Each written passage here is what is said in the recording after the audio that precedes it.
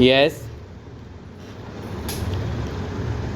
सभापति महोदय, ये शब्द मेरे नहीं हैं बल्कि राष्ट्रपिता के हैं। जो लोग आज सरकार में बैठे हुए हैं, क्या वे अपने दिल में सोचेंगे कि यह देशद्रोह शब्द बालकों को अंग्रेज़ी पढ़ाने के लिए राष्ट्रपिता का कहा हुआ है।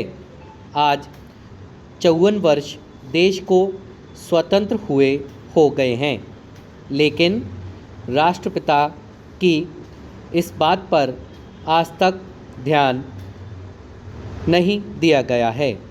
अंग्रेज़ी भाषा को पढ़ाना क्यों बंद नहीं किया गया और उनको दैनिक कार्यों में क्यों प्रयोग में लाया जाता है।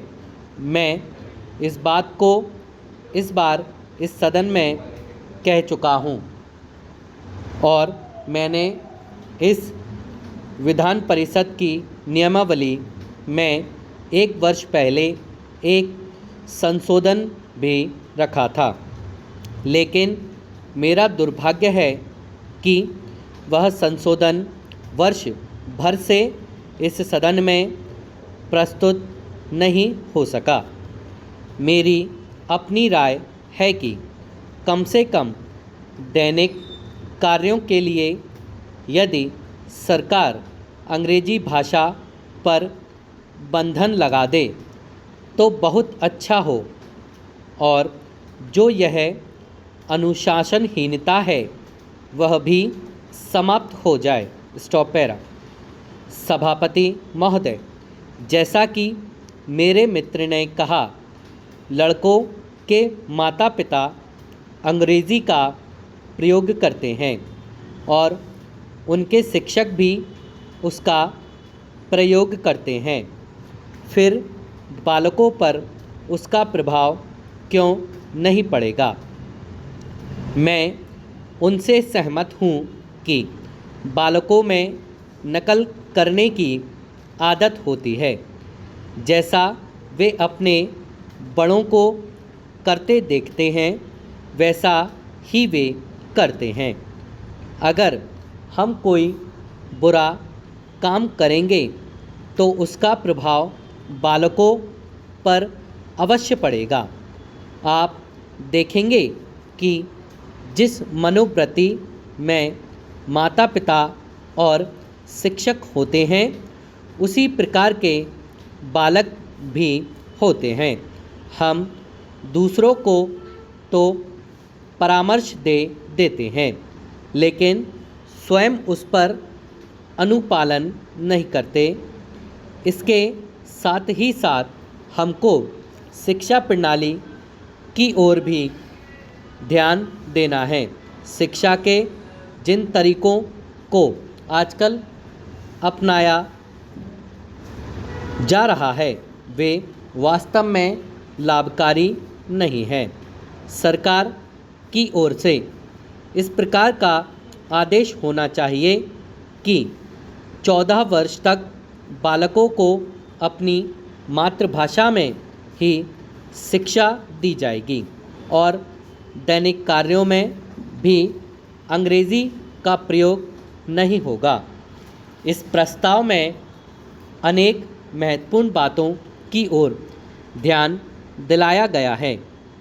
मैं समझता हूँ कि जब माननीय मंत्री जी इसका उत्तर देंगे तो कह देंगे कि हम बहुत सी बातों पर कार्यान्वयन कर रहे हैं, लेकिन मैं समझता हूँ कि उन पर कोई कार्यान्वयन नहीं हो रहा है।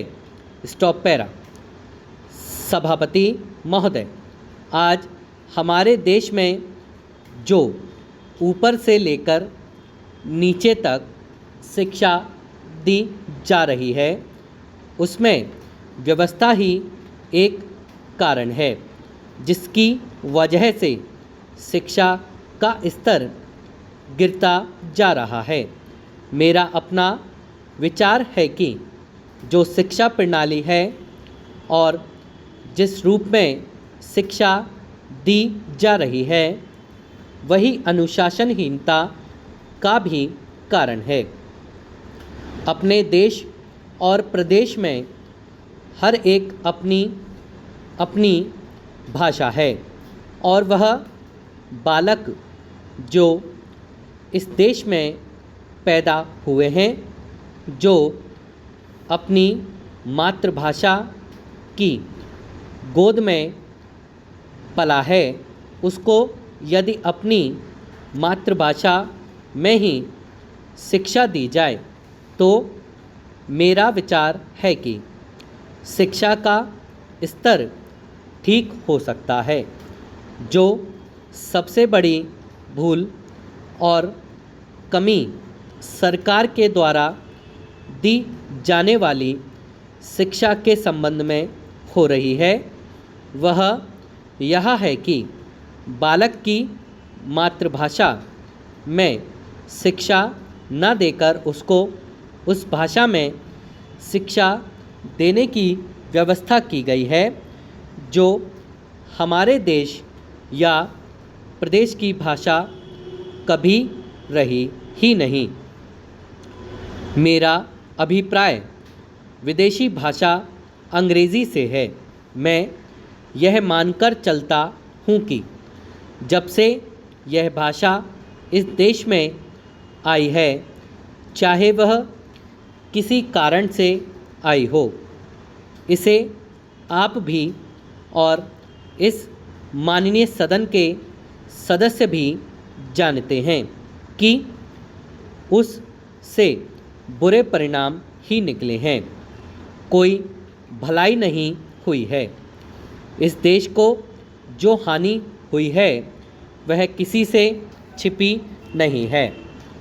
हम देख रहे हैं कि हमारे यहाँ जितना फैशन बढ़ रहा है और जितनी वेशभूषा बिगड़ रही है वह सब अंग्रेजी भाषा के ही कारण है। Stop para.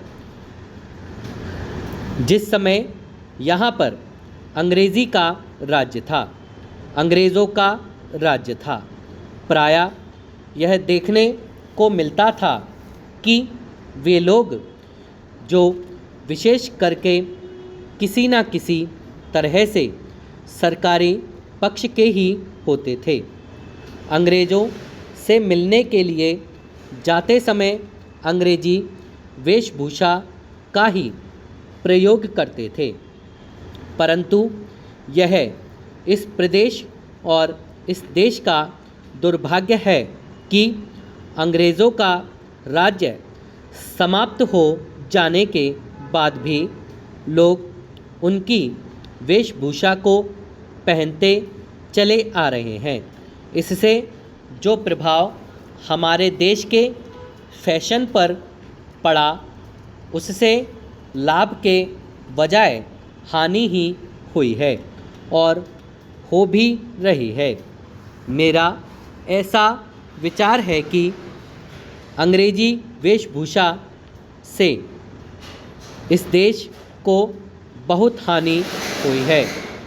भारत की गौरवपूर्ण सभ्यता और संस्कृति के संरक्षण पर पर्याप्त ध्यान देने की आवश्यकता है।